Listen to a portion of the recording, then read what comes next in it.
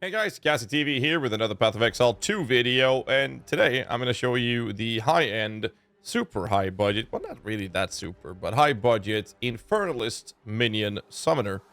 SRS Arsonist, by the way. It's the same thing as always. This is the kind of build that I've been talking about to have the highest performance capable of what we have seen so far. Now, I'm not going to say this is the best. I'm not going to say this is the ultimate one or meta or anything. However, I would deem that it performs in the type of level that I'd expect from a so-called meta build.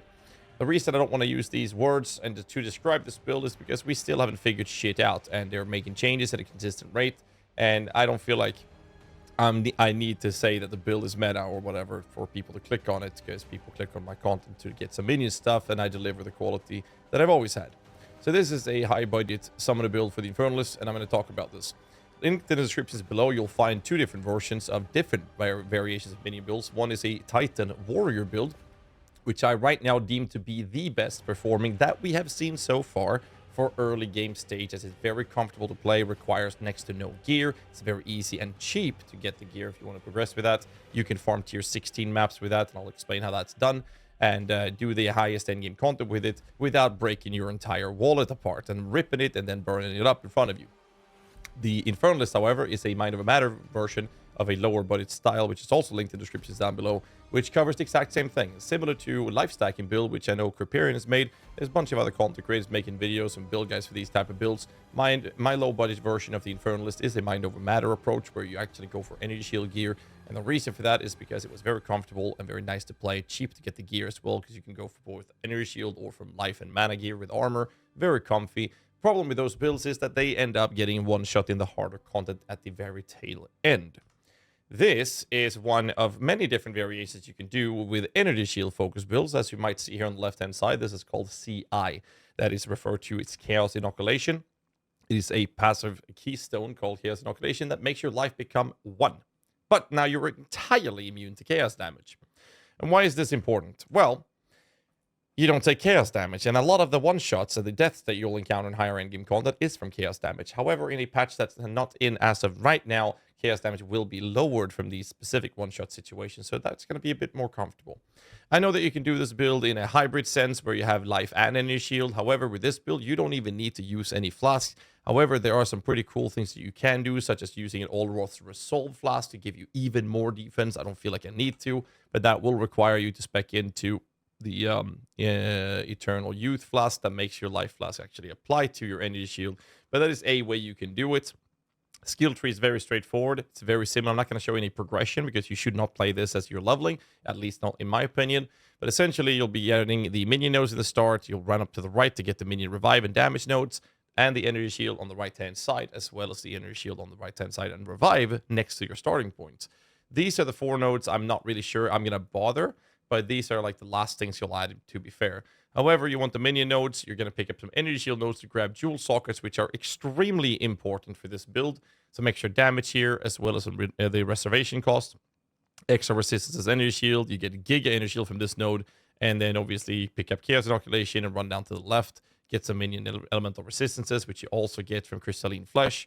And you're going to want to pick this node up. And if you're struggling with getting your block up to 75%, which is very important, you can grab this extra node there as well. However, right now, as a lot of people seem to not understand or miss when they're making guides, is that Ancient Aegis is bugged. This node does not work. So till that node is fixed, we'll be running these nodes. Once it's fixed, I'm actually going to be picking these nodes up instead. That is the current plan I have. However, there are very many variations of this. The jewels I'm using are very important, which is why we're going out of our way to pick them up. The jewels we want have 2 specific modifiers. They come from ruby jewels, and that is the increased block chance as well as the increased defenses from equipped shield. I have pure energy shield pieces. I'll show you the gear, except for the shield. This has an armor energy shield modifier. This allows me to get pretty good armor thanks to the jewels I'm using and the increased defenses from the core of the Guardian, for example, from the defense of my equipped shield. So it also applies to my energy shield, but it also gives me some damage mitigation from this, which is very attractive.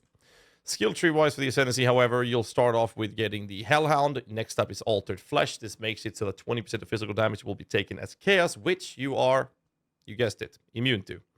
20% of Cold and Lightning will also be taken as Fire, so If you want to, you can change some of these charms to have, instead of iron runes for armor and evasion energy shield, you can run one of the soul cores that gives you max fire rest. I don't think it's worth it personally, but that's about it. So that is the skill tree. Again, this build will cost you an arm and a leg and then some.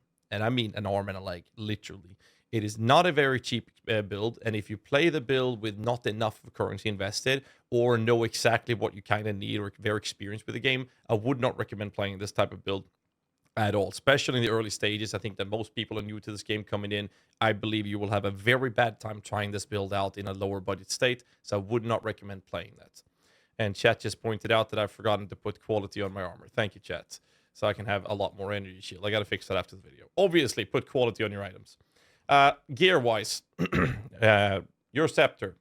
I like running a rattling scepter. You could run a malice, but the rattling gives you the armor, sorry, the warriors, and we'll talk about the skills in a bit. The rattling scepter gives you these things to access, beat shields minions, and if they die, you actually get energy shield recovery from the remnants thanks to your Grim Feast. So I'm kind of a happy dancer when it comes to this. I don't mind it at all.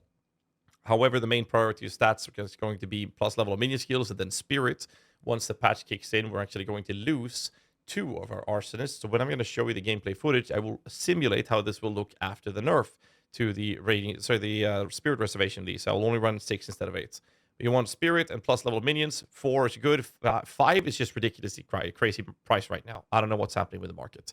Other modifiers is like increased damage or whatever. It's perfectly fine. You're completely neglecting any sort of mana modifiers because we are not going to run mana because of the ascendancy nodes we're picking up later, which is Pyromantic Pact as well as the Seething Body. What they do is they completely remove your mana pool, and every time you cast a spell, you're now going to raise up this pool of... Oh, that's kind of bugged. It's supposed to be red. They basically fill up with a red color. It's supposed to. It seems to be bugged right now. And once it hits max, you will take damage equal to your energy shield and your life as fire, which you're then mitigating. However, when you are on high energy shield, and high infernal flame, which is when you're 65 or higher, all of your allies and yourself will deal 20% of any damage you deal as extra fire damage. So that's how you get some extra damage versus bosses. Other gear pieces is obviously a helmet. Again, full focus on the energy shield. Get your resistances, but on the helmet you want +2 level of minion skills. The gloves, we're going for pure energy shield and whatever type of resistances you might need. The life here, for example, completely irrelevant. I can get significantly better gloves by not having a life roll there. The belt, resistances, there is no energy shield, so what you do is you look for charm slots. Now, right now they're expensive, but when the patch kicks in, there's going to be a much, much higher frequency of belts available on the market with +1, even +2 charm slots, in which I'm using a stun charm to avoid getting stun locked, as well as a freeze one to remove me being frozen. And the boots, my main priority is obviously energy shield based, but make sure you have the movement speed there. There's life in these boots, completely irrelevant for me, so they're not really that good. I can get, again, much better, but resistances. You don't even need attributes for this build, by the way.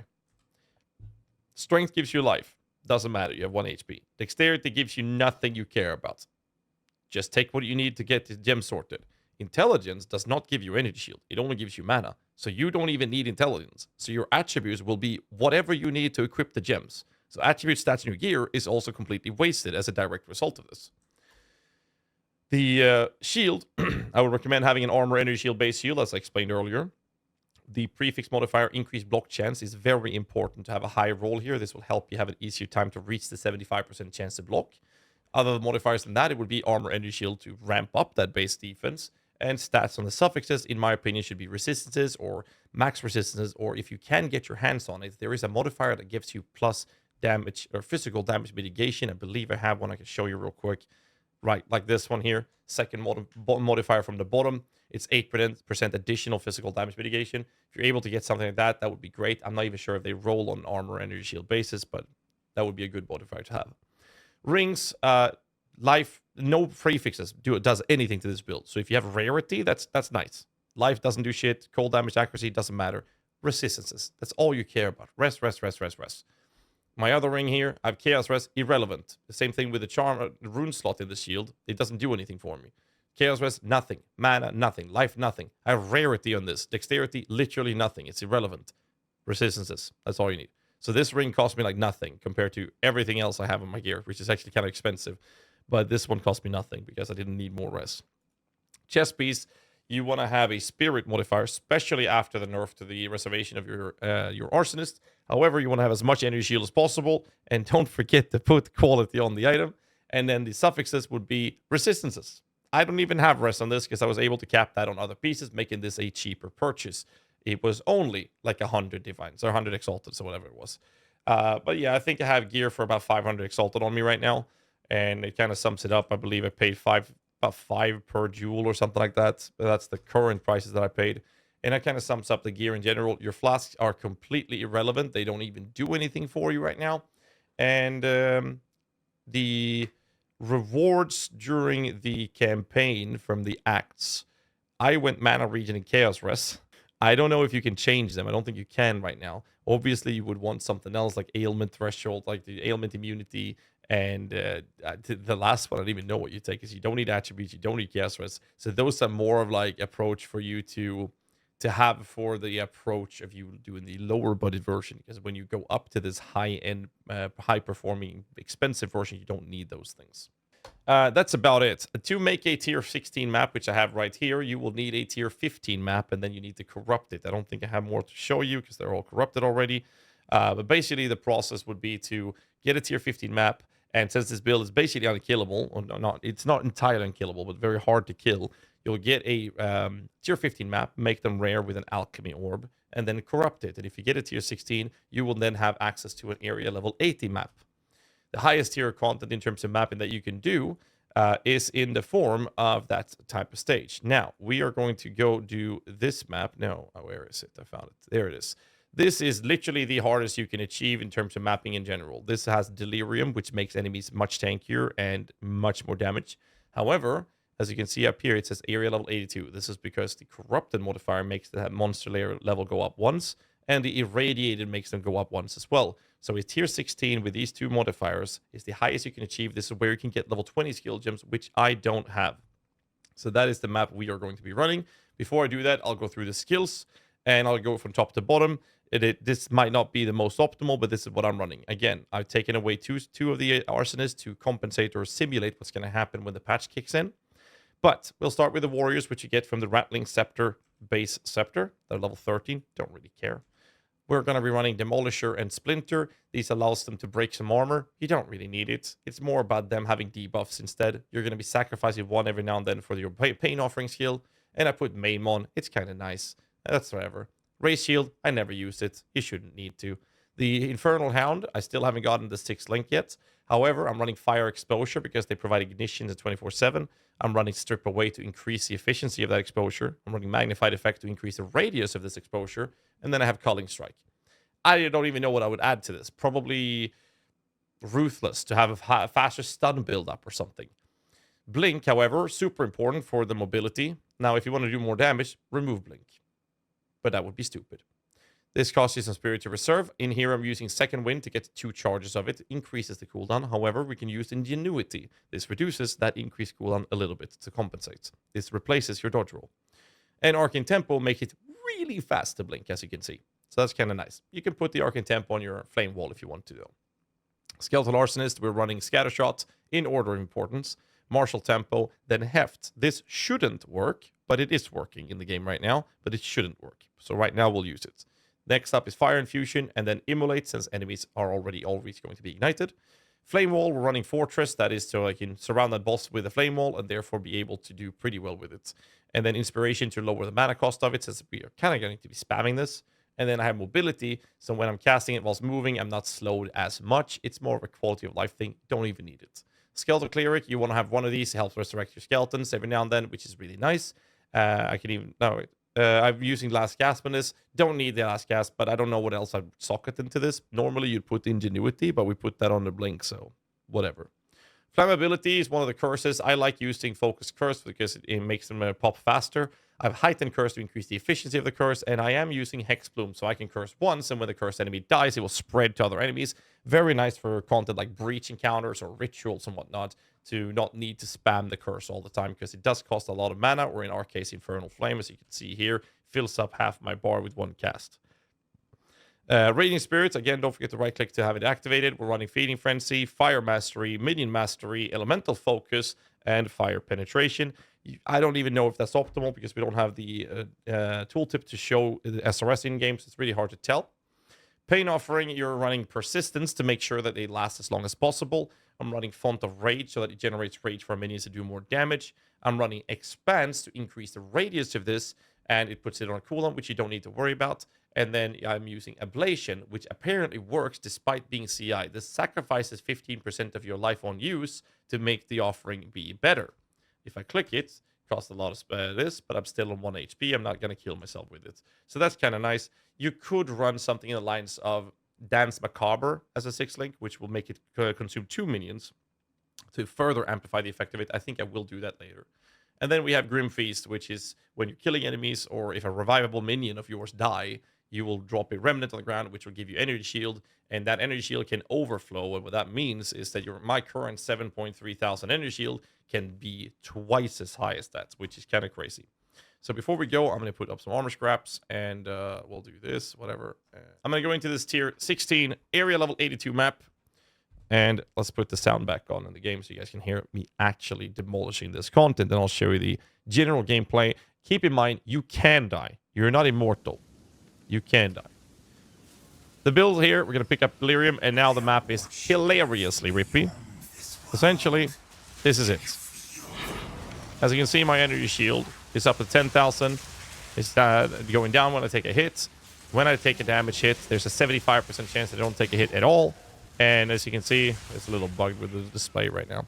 But basically, I don't have to think about mana. I don't have to think about life. I can lean back. I don't have to curse if I don't want to, or use my ability. I can just walk around. As long as you're kind of floating around in the area, you'll be picking up these remnant, these blue, white, yellow things. Looks like sperm. Just suck it up, swallow it, and you'll be super tanky. As you can see right now, I'm almost on 15,000 energy shield. And the only way I can see myself dying is if I happen to accidentally somehow manage to take several hits in a row that my 75% block didn't sort. Or if I get stuck between a bunch of enemies and my minions aren't near me and I'm completely blocked in, and then take a bunch of hits from there. But we have Blink, literally, to do this, to get out of those situations. You can't really die with it. The problem, like I talked about before, is obviously that the build itself costs tons of currency. And it is extremely comfortable. This is the hardest content you can possibly do at the moment when it comes to mapping. It's a super rippy map and no problems whatsoever. And I'm right now simulating the damage loss that we're going to get from the patch where we're going to have a lower reservation on, or higher reservation cost on the Arsonist. Now the Delirium effect is over, which means that now the map is significantly easier for me to manage. But I mean, you see the energy shield. On bosses though, due to the nature of how this works to sustain the energy shield, you're not going to generate these sperm things that you want to swallow. Instead, what you're going to do is you're going to have to survive base of energy shield recharge. And the way that works is that you have to take 0 damage for a couple of seconds, and then your energy shield will ramp up to get full, but it is interrupted from taking damage. So be a little careful with those things. But that is how you can die. But as you can see, like, I don't even use my buffs or my curses. If I can, if I do, I'll speed it up a little bit. But for the most part, you can lean back, relax, don't even look at it. You can literally look at the Twitch chat, say, hey, chat, you guys have any messages for the YouTube viewers for this? No? They're thinking I'm weird for saying sperm, I guess. They say, unga bunga, don't eat sperm. This is the Infernalist. Yes, it is. Sub to Ghazzy. True. Don't forget to hit the like button and subscribe for more content. It actually supports the channel a lot, and I do appreciate that. So this is my recommendation. Again, like I said before, you can run things like a hybrid approach with it. You can run things like a life and energy shield. You can do pure energy shield with CI if you want to. Now, we might turn this into a hybrid approach later if you want to. I'm not sure if that is going to be the play. I'm not confident in it yet. We'll have to wait and see. That was actually an interesting situation that happened there. They did a lot of AoE damage, and I lost all my minions, and all I did was just walking around them, waiting for my minions to respawn because I'm just not dying. And that's basically how this build plays. That's really all I have for you today. Kind of want to finish the map so you guys get some more gameplay footage. You guys can see it more in action. Yeah, I really don't have anything else to add. It's not a ranty video. I'm literally just going to sit here and yap a little bit whilst you guys enjoy the gameplay footage. Maybe I'll use my actual spells to speed up the the clear, I guess. And again, I'm simulating the damage loss that we're going to take later. Did I actually talk about the amulets? I think I missed the amulets. Amulet is energy shield, spirit, and level of minion gems, and then resistances in that order. That's it. And that's basically all I have for you today. This video, this map is almost over. So again, hit the like button, subscribe for more content, and I will catch you guys in the next one. Till then, stay safe.